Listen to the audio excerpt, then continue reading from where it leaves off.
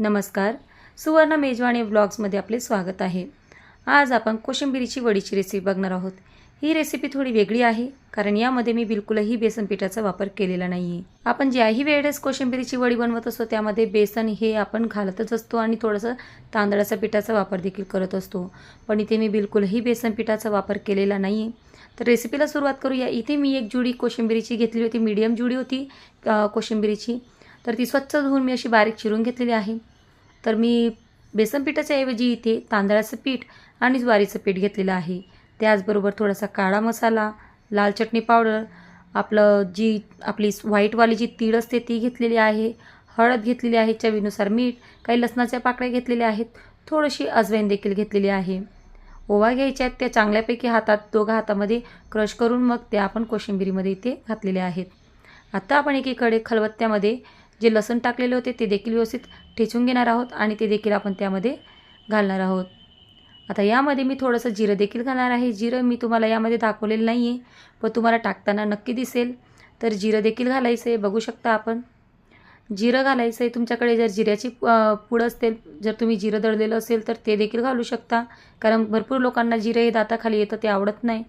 तर आपण जे काही इथे मी एक चमचा जे काही मसाले काढलेले होते तुम्हाला सांगितले अगोदर ते मी त्यामध्ये टाकून घेत आहे. चवीनुसार मीठ देखील टाकून घेतलेलं आहे. आत्ता आपण हे जे तांदळाचं पीठ आहे पहिल्यामध्ये तांदळाचं पीठ टाकत आहे आणि त्यानंतर मग काही ज्वारीचं पीठ घेतलेलं आहे ते टाकत आहे.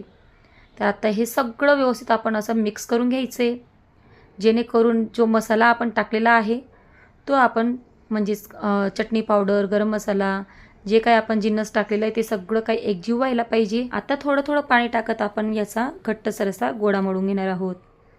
खूपच लोकांना कोशिंबिरीची वडी खूपच आवडते, पण काय होतं माहिती आहे का, त्यामध्ये बेसन पीठ असल्यामुळे कोणाकोणाला बेसन पिठाचा त्रास होतो, कोणाला गॅस होतो तर कोणाचं पोट फुगतं आणि काही वेळेस बेसन पीठ खाऊसं देखील वाटत नाही परत. त्यामुळे याचा ऑप्शन म्हणून मी इथे ज्वारीच्या पिठाचा वापर केलेला आहे आणि माझ्या फ्रेंडला देखील खायला दिली. तिलासुद्धा खूपच आवडली. तिला पण विश्वास बसत नव्हता की मी त्यामध्ये बेसन पीठ नाही घातलं आहे म्हणून. सेम टू सेम तशीच लागते जशी आपण कोशिंबिरीची वडी बनवतो बेसन पीठ घालून.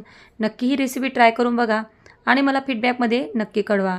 तर इथे आपण थोडं पाणी घालत जायचं. एकदमच पहिले पाणी टाकून घ्यायचं नाही आहे किंवा एकदमच सगळं पीठ पहिले टाकून घेतलं मग त्याच्यानंतर कोशिंबीर टाकली, नंतर मग मसाले टाकले ते देखील चालतं आहे.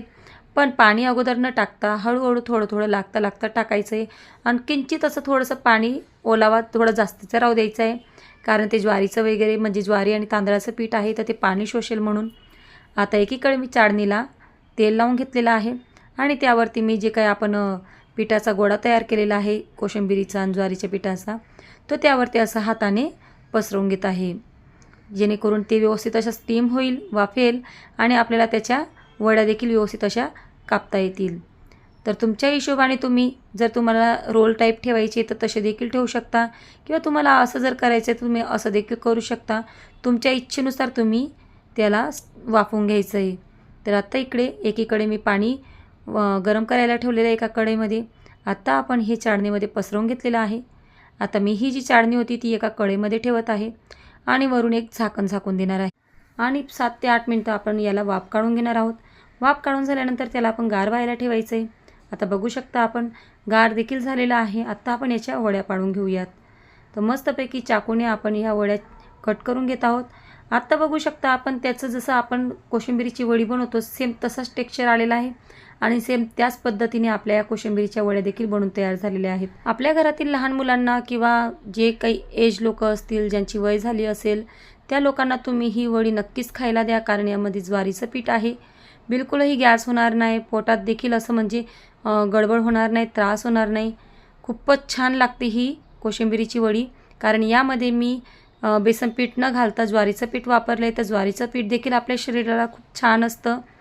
तर इथे मी एकीकडे कढई ठेवून घेतलेली आहे गॅसवरती आणि त्यामध्ये मी या वड्या अशा व्यवस्थित अशा फ्राय करून घेणार आहे. तुम्ही डीप फ्राय न करता एका तव्यावरती तुम्ही 1-2 पळी असं तेल टाकून 1-2 चमचे तेल टाकायचं आहे आणि त्यावरती तुम्हाला या सगळ्या वड्या अशा ठेवून द्यायच्या आहेत. दोघं पाग असे व्यवस्थित असे परतून घ्यायचे आहेत, खरपूस भाजून घ्यायचे आहेत ते. तर तुम्ही डीप फ्राय न करता तव्यावर देखील या वड्या अशा शेकून खाऊ शकतात. खूपच छान लागतात. बिलकुलही फरक जाणवला नाही आहे, कारण मी यामध्ये बेसन पीठ नाही घातलं आहे म्हणून. आणि जर का तुम्हाला कुठे बाहेर जायचं आहे किंवा तुम्हाला जर ज्यांना बेसन पीठ आवडत नाही तर तुम्ही त्यांना देखील आवर्जून बनवून खाऊ घालू शकतात. किंवा तुम्ही जर भाजी बनवत असाल तर भाजीमध्ये देखील या वड्यांचा वापर करू शकतात. खूपच छान लागतात. जर तुम्हाला माझी ही रेसिपी कशी वाटली मला नक्की कळवायला विसरू नका. फीडबॅकमध्ये नक्की कळवा. तर बघू शकता आपण त्याचे टेक्स्चर देखील छान आलेलं आहे. अगदी खरपूस भाजलेले आहेत. आपण तळून घेतलेले आहेत त्यांना तर तळून झाल्यानंतर त्या बघू शकता आपण त्याचं टेक्स्चरसुद्धा एकदम छान आलेलं आहे. मी बिलकुलही तव्यावर त्या शेकलेल्या नाही आहे तसं.